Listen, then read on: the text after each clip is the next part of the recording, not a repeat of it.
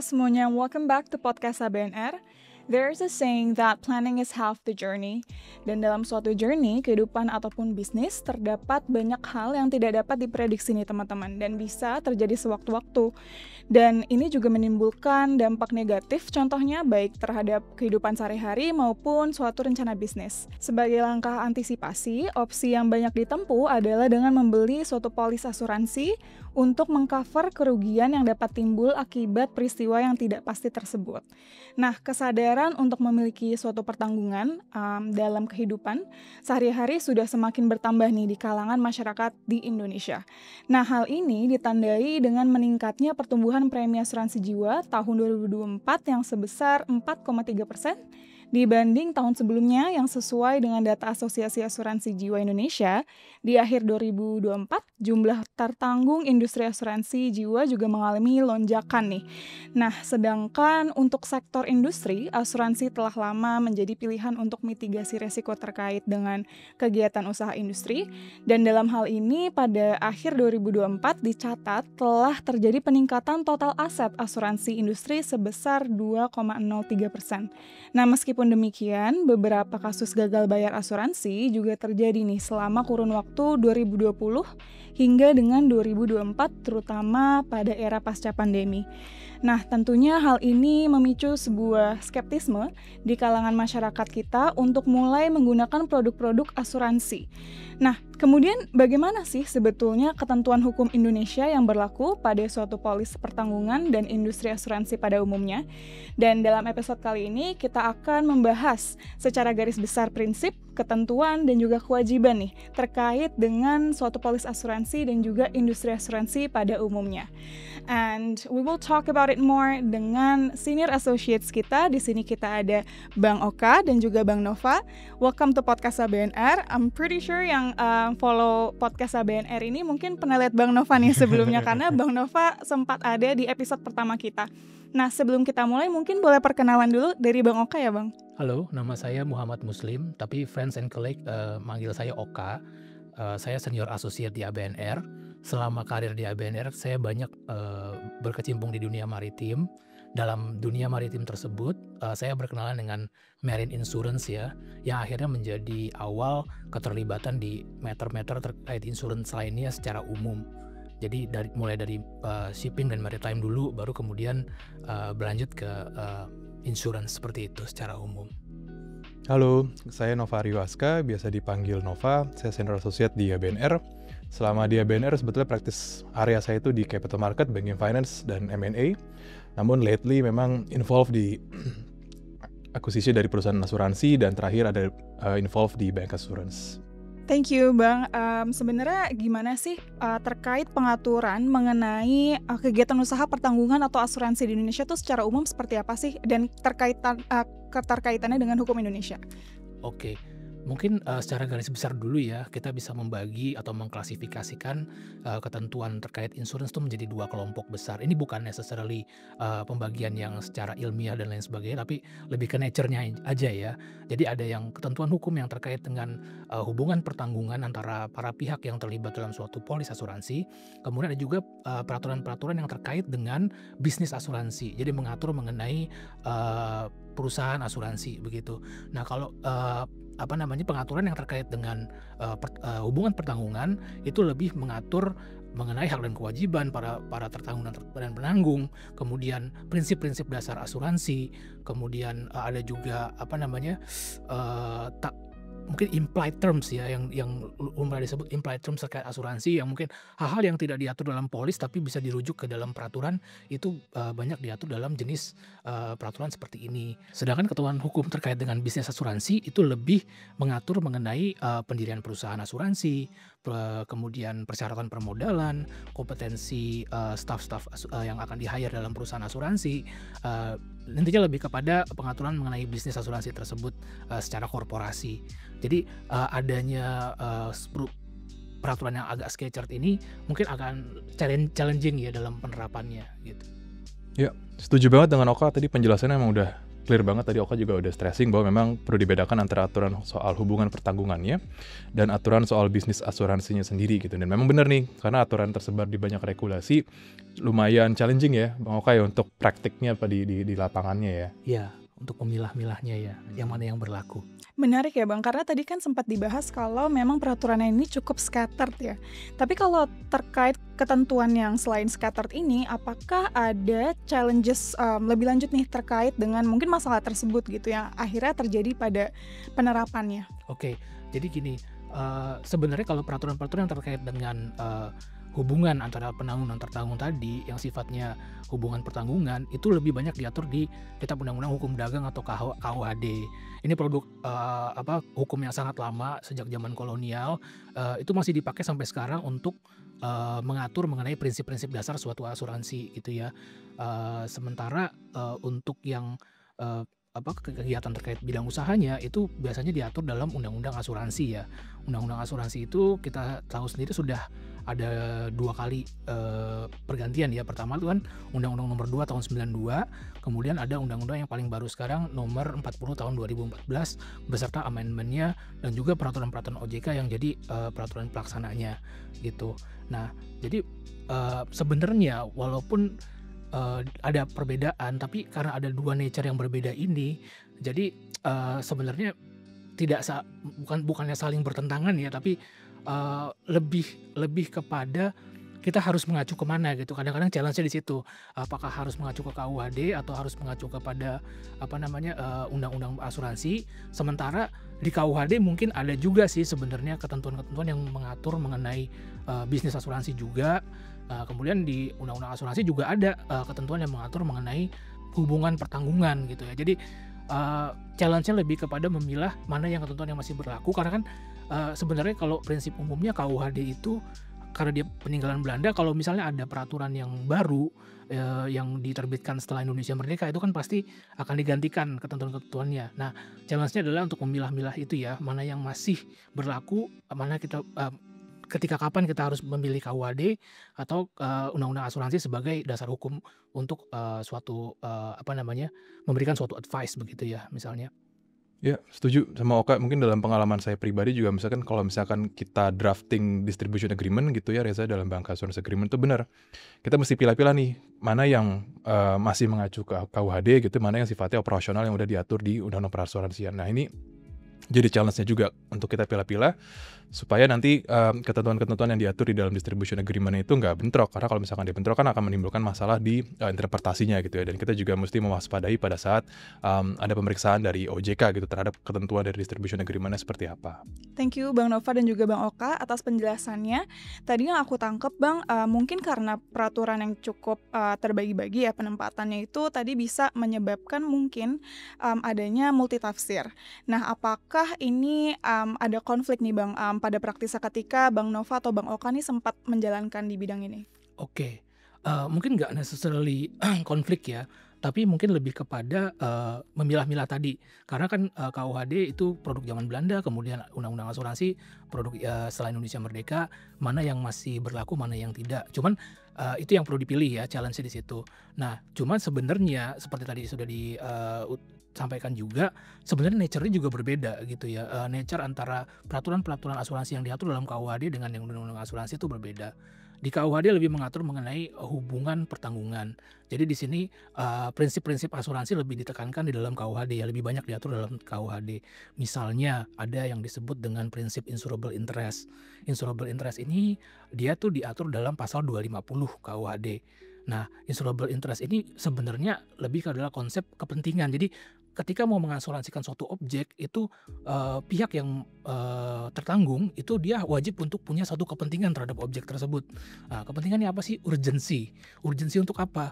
Untuk mencegah barang itu musnah, objek itu musnah, atau mencegah terjadinya kehilangan keuntungan dari objek tersebut atau kehilangan penghasilan dari objek tersebut gitu ya. Jadi insurable interest ini adalah salah satu unsur yang wajib ada di dalam asuransi dalam hubungan pertanggungan. Nah, berdasarkan pasal 268, kalau tidak ada insurable interest ini, maka suatu perjanjian asuransi itu bisa batal gitu ya. Nah, jadi sebenarnya insurable interest ini jadi berbeda ya dengan objek ya. Objek itu adalah yang dipertanggungkan, sedangkan insurable interest ini lebih kepada kepentingan untuk Iya, mencegah tadi ya. urgensinya ya Bang. Iya, seperti itu. Kemudian kepentingan ini artinya tidak semata-mata dimiliki oleh pemilik objek asuransi. Jadi bisa ada pihak lain yang juga memiliki kepentingan atau urgensi atau insurable interest terhadap suatu objek asuransi. Misalnya perusahaan yang memberikan pembiayaan, mortgager, terus perusahaan yang jadi perusahaan fidusia ya, yang menerima fidusia, kemudian ya pihak-pihak yang mendapatkan security terhadap barang tersebut ya pada umumnya. Bisa jadi juga misalnya seperti pihak keluarga dari seorang kepala keluarga yang ya penghasilannya tuh mengcover semua daily expenses dari keluarga ini gitu ya. Jadi insurable interest itu nggak necessarily dimiliki oleh pemilik objek asuransi, tapi juga mungkin bisa pihak lain. Jadi pihak ini juga bisa mengasuransikan objek tersebut karena punya insurable interest. Nah, kemudian ada prinsip lain yang diatur dalam KUHD juga, misalnya terkait dengan peristiwa tak tertentu atau fortuitous event. Fortuitous event ini adalah suatu syarat wajib juga dalam suatu perjanjian asuransi.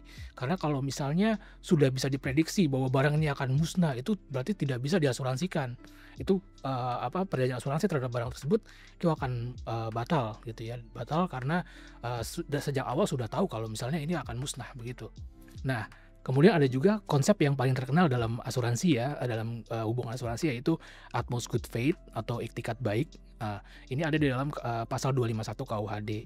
Nah, utmost good faith ini suatu hal yang maksudnya paling esensial dalam suatu hubungan asuransi, karena setiap hubungan asuransi harus dibangun atas iktikat baik. Nah, kalau di dalam konsep hukum secara umum ya, kadang-kala kan sulit membuktikan iktikat baik. Ya. Tapi kalau dalam asuransi itu ada ukurannya secara spesifik. Ukurannya adalah full disclosure terhadap kondisi objek asuransi. Jadi kalau misalnya sudah ada full disclosure terhadap kondisi objek asuransi, itu dianggap sudah Memenuhi menjalankan ya, Bang? memenuhi iktikat baik begitu. Jadi kalau misalnya tidak dipenuhi, berarti iktikat baik itu tidak ada. Kemudian di sini nanti asuransi bisa, atau pihak penanggung ya, pihak asuransi itu bisa membatalkan pertanggungan karena breach of duty of disclosure tadi atau tidak adanya iktikat baik. Nah, pembatalan ini artinya pihak asuransi itu wajib untuk mengembalikan premi yang sudah dibayar gitu. Jadi bukan serta-merta asuransi bebas begitu saja gitu ya. Tapi asuransi tidak diwajibkan atau tidak lagi diwajibkan ya untuk membayar uang pertanggungan. Uang pertanggungan sama premi pasti lebih besar uang pertanggungan, karena premi itu kan sebenarnya ya sekian persennya lah ya dari uang pertanggungan, seperti itu. Nah, ini prinsip-prinsip yang diatur dalam KUHD.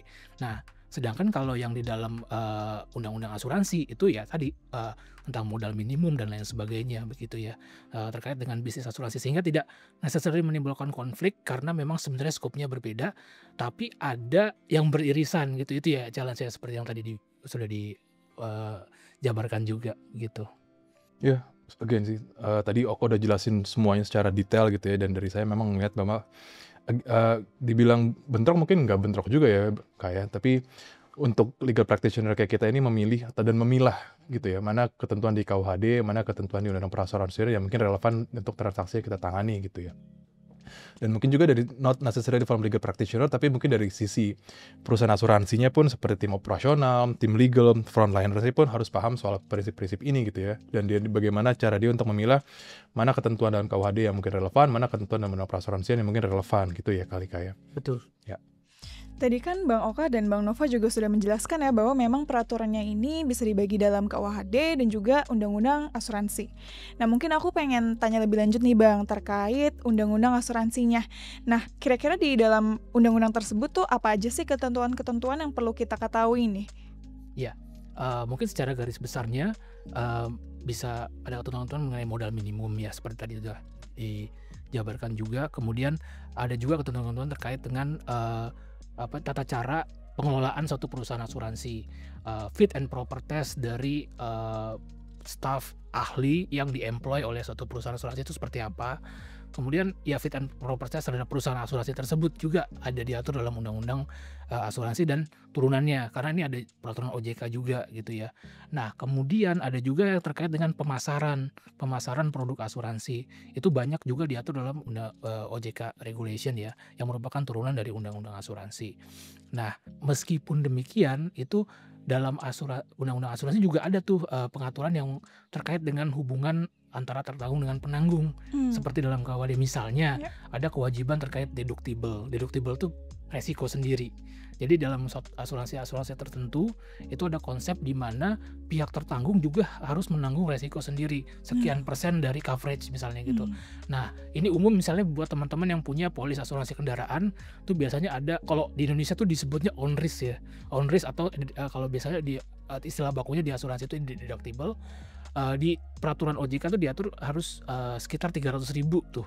Jadi kalau misalnya teman-teman mau ngeklaim kerusakan kendaraan, misalnya ketabrak atau gimana, itu pasti akan diminta deductible 300.000. Itu diatur dalam undang-undang asuransi dan turunannya gitu ya, dan bukan dalam KUHD, walaupun itu terkait dengan hubungan antara tertanggung dan penanggung seperti itu. Nah, kemudian ada juga pengaturan tentang pemasaran tadi, bahwa setiap polis itu wajib untuk disetujui dulu oleh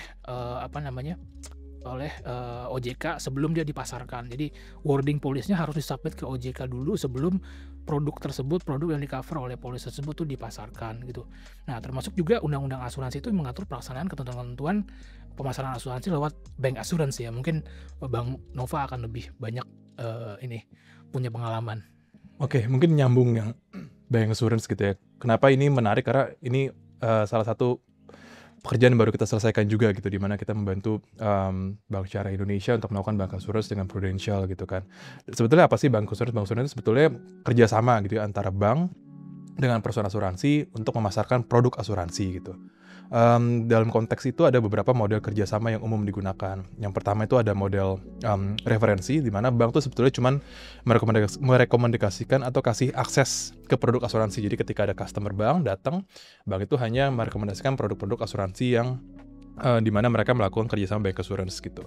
Kemudian ada model distribusi, di mana bank udah mulai lebih aktif. Di situ perannya adalah staff bank itu langsung menjelaskan produk asuransinya ke nasabah. Jadi nggak necessarily dia hanya mereferensikan produk, tapi di dalam model distribusi peranan bank itu, staff bank lebih involved, di mana dia menjelaskan produk ini terkait apa dan sebagainya. Kemudian memang yang terakhir yang paling kompleks adalah model integrasi produk gitu, di mana produk asuransi ini digabung langsung dalam produk bank. Jadi blended, jadi misalkan asuransi jiwa gitu ya, yang otomatis misalkan blended ke dalam tabungan atau deposito tertentu. Nah, dalam konteks ini bank tuh nggak cuma promosiin, tapi dia juga bantu proses dan koordinasi langsung dengan perusahaan asuransi. Jadi memang ada beberapa model bank assurance, yang mana untuk tahu model-model yang dipakai itu ada aturan mainnya, ada peranan-peranan banknya yang dilimit berdasarkan peraturan ataupun undang-undang asuransinya itu sendiri gitu sih, Res. Nah Bang, karena tadi kan sempat dibilang ya kalau misalkan KUHD ini exist dari zaman kolonial, dari zaman penjajahan Belanda lah ibaratnya. Nah,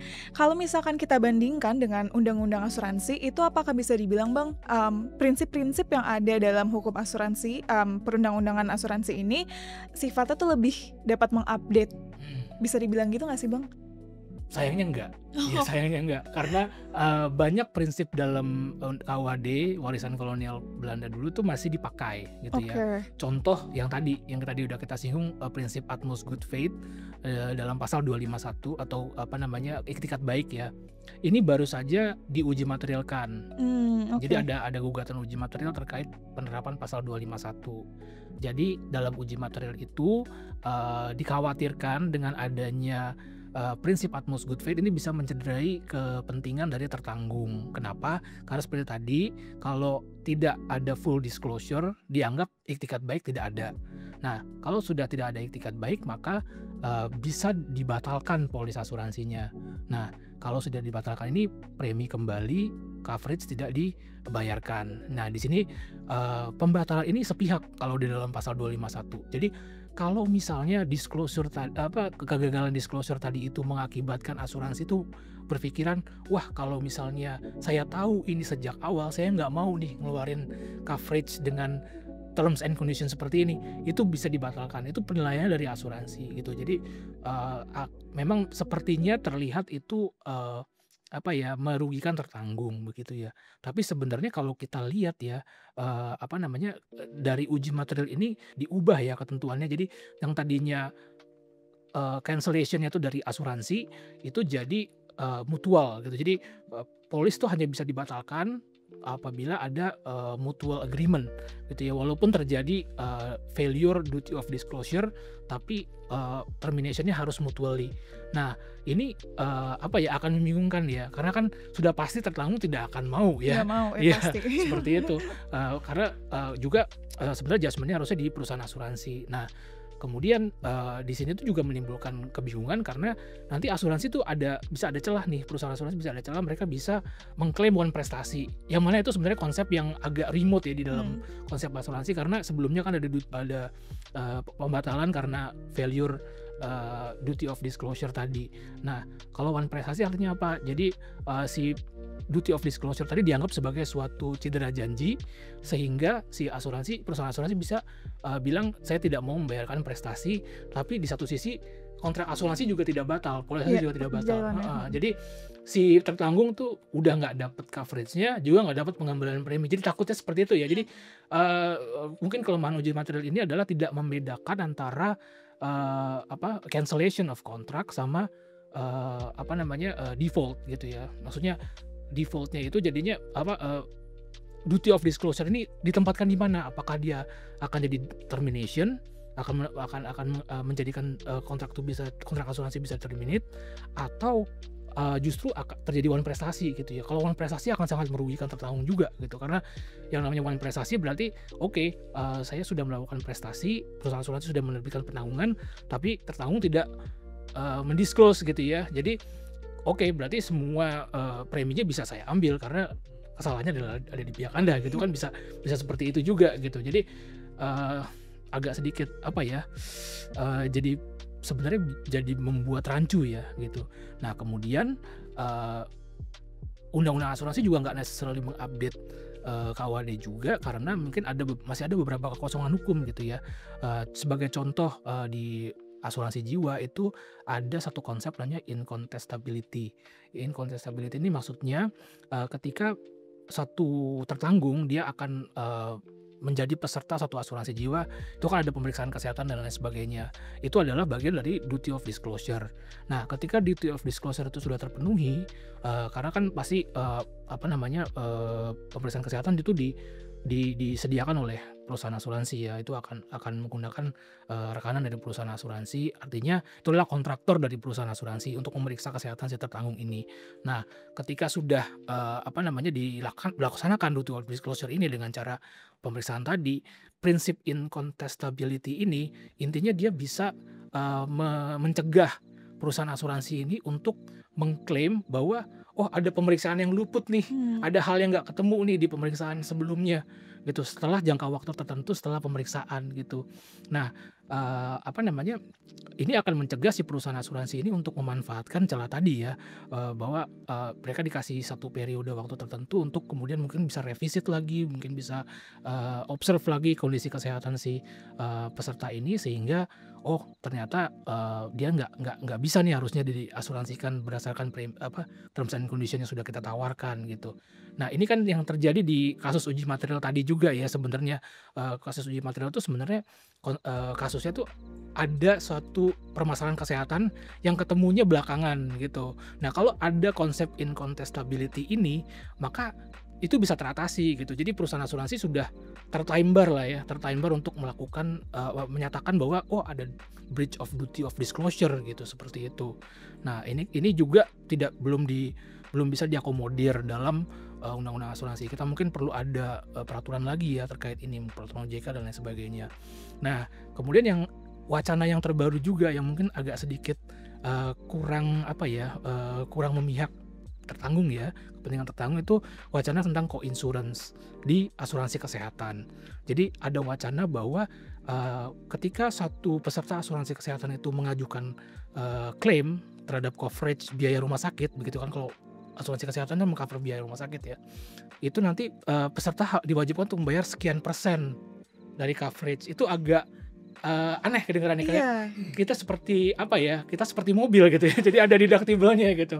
Agak sedikit kurang biasa kalau di Indonesia, karena sebenarnya Indonesia ini kan memisahkan secara tegas antara asuransi kerugian dengan asuransi jiwa dan kesehatan gitu. Karena asuransi kerugian tuh bisa ada nilainya, bisa dinilai dari awal, dan kalau jiwa ini kan kita tidak bisa ya punya penilaian yang yang pasti gitu ya. Nah, kalau di asuransi kerugian memang ada deductible gitu, ada yang own risk tadi. Sedangkan kalau di asuransi jiwa itu sebenarnya kita membayar sampai dengan asuransi itu memberikan pertanggungan maksimal yang dia janjikan di awal. Jadi janji di awalnya tuh dia udah memberikan pertanggungan misalnya untuk operasi 100 juta gitu ya. Itu yang sudah kita beli gitu, resiko itu yang sudah kita tutup gitu. Tapi ketika dibatasi lagi, kita harus membayar deductible gitu ya, atau co-insurance itu agak sedikit kurang lumrah ya, terutama ketika peserta asuransi itu sudah mengikuti program asuransi kesehatan ini sejak dia muda. Nah, kemudian ketika dia udah tua, loh kok ada peraturan soal co-insurance gitu kan. Padahal di awal tidak ada perjanjian itu, dia sudah menutup asuransi untuk mendapatkan coverage maksimal sesuai dengan nilai polis gitu ya. Misalnya di polis ditulis 100 juta, ya itu nilai maksimal dia. Kalau misalnya melebihi itu kan ada excess, itu yang harus dia tanggung sendiri. Jadi sebenarnya deductible di asuransi kesehatan itu sudah ada gitu ya. Jadi kalau misalnya melebihi dari jumlah maksimal, itulah deductible-nya gitu kan, itulah on risk-nya gitu. Tapi ini kenapa kemudian langsung ada deductible terpisah lagi gitu ya, selain dengan jumlah maksimum resiko tadi, seperti itu. Oke, ya memang tadi menanggapi apa yang Oka sampaikan memang menarik gitu ya Kak, ngelihat bahwa bagaimana prinsip-prinsip asuransi di Indonesia ini lebih banyak merujuk ke KUHD zaman Belanda gitu kan. Sedangkan di dalam Undang-Undang Perasuransian sendiri mengatur bagaimana operasional atau pelaksanaan dari perasuransian di Indonesia, dan tapi secara prinsipnya tidak menambal apa yang ada di dalam KUHD ataupun apa yang kurang di dalam KUHD itu sendiri. Jadi bisa dibilang kayaknya peraturan kita sebetulnya masih agak ketinggalan gitu kali Kak ya, dibanding peraturan yang ada di internasional. Jadi cukup tricky juga, apalagi kalau misalkan ini kayak misalkan bancassurance gitu. Kalau misalkan ini adalah suatu perjanjian yang sifatnya cross border gitu kan, bagaimana memberikan pemahaman kepada pihak asing tentang prinsip-prinsip hukum asuransi yang di Indonesia, di mana mungkin di luar ini suatu prinsip yang umum, tapi ternyata di Indonesia not necessarily applied gitu di Indonesia gitu kan. Jadi cukup tricky khususnya untuk kita juga yang bergerak di bidang industri hukum seperti kita, bagaimana kita bisa menjelaskan ke klien, bagaimana kita bisa menjelaskan ke pihak asing terkait dengan praktik hukum asuransi di Indonesia. Mungkin itu sih tanggapannya kalau dari saya, Reza. Nah, dari diskusi kita bersama Bang Oka dan juga Bang Nova, kita dapat mengetahui ya bahwa memang peraturan perasuransian di Indonesia itu masih perlu untuk diupdate lebih lanjut nih, untuk dapat mengadres prinsip-prinsip asuransi yang terbaru yang sebelumnya itu belum di-cover nih, terutama dalam KUHD. Nah, pembaruan ini dapat diatur lebih lanjut dalam peraturan OJK, contohnya yang merupakan peraturan pelaksana dari UU Asuransi. Nah, hal ini mengingat kebutuhan asuransi masyarakat Indonesia juga sudah meningkat dari waktu ke waktu, tentunya perlu adanya update lebih lanjut nih di bidang ini. Thank you once again Bang Oka dan juga Bang Nova. We hope you enjoyed this episode, guys, because I personally do. And in the meantime, stay safe and have a good day, everyone. Thank you.